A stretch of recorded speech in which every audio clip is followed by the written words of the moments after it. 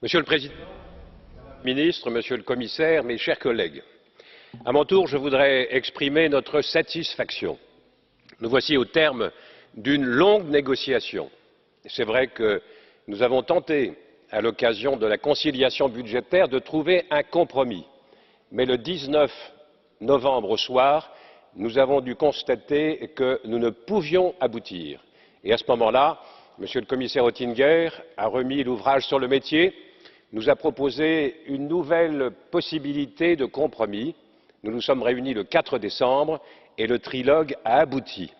Permettez-moi de remercier le président Loger pour sa disponibilité à chacune de nos réunions, de remercier tout particulièrement Monsieur le Commissaire Oettinger et son équipe qui ont mis sans cesse sur la table, avec détermination, des éléments de compromis qui nous ont permis de progresser.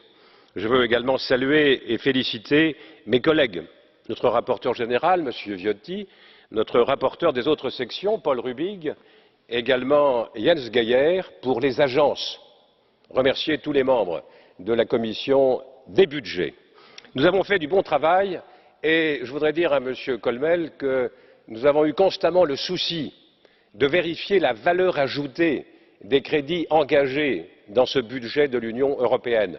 Nous avons voulu mettre ce budget au service des Européens, au service de la jeunesse, au service de l'innovation, de la croissance, de l'emploi, de la sécurité, de la défense, mais également de prendre les moyens de mieux maîtriser les flux migratoires et d'accueillir dans des conditions humainement satisfaisantes les nombreux migrants et réfugiés. Ce qui m'a particulièrement paru positif, ce sont les réponses que nous avons apportées sur deux grandes priorités. Je pense à la recherche. Nous avons pu inscrire en ultime démarche 150 millions supplémentaires. Et vous l'avez rappelé, Monsieur le Commissaire, Horizon 2020 progresse par rapport à 2018 de pratiquement 11%. C'est ainsi qu'on prépare l'avenir de l'Europe. S'agissant d'Erasmus, qui nous est si cher, nous avons pu inscrire 240 millions à ce qu'avait prévu à l'origine la Commission et qu'avait entériné le Conseil. Nous sommes parvenus à un excellent résultat et je voudrais une fois encore remercier toutes celles et tous ceux qui ont permis cet aboutissement. J'aurai seulement deux griefs que je rappellerai très brièvement.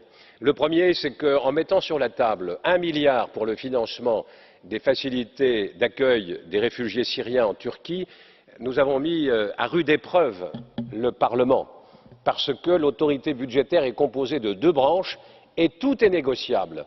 Or, en nous indiquant très clairement qu'il n'y avait pas de négociation possible, c'était en quelque sorte altérer l'autorité du Parlement. Le deuxième élément qui nous a retenus, c'est l'application, enfin, de l'article 15.3 du nouveau règlement financier. Il est en vigueur depuis le 1er août dernier et je rends hommage à la Commission qui a eu l'intelligence de le mettre sur la table. Cet article permet de reporter des crédits non utilisés dans le seul domaine de la recherche. Eh bien, nous n'avons pu aboutir cette année, je ne doute pas que nous y aboutirons dans les prochaines années, que le Conseil aura pu se familiariser avec ces dispositions. Je crois, chers collègues, que c'est le dernier budget de la mandature. Sur les 5 budgets que nous avons négociés avec le Conseil, je crois que c'est celui qui répond le plus directement aux attentes du Parlement. C'est une victoire, je l'espère, pour l'Europe. Merci de votre attention.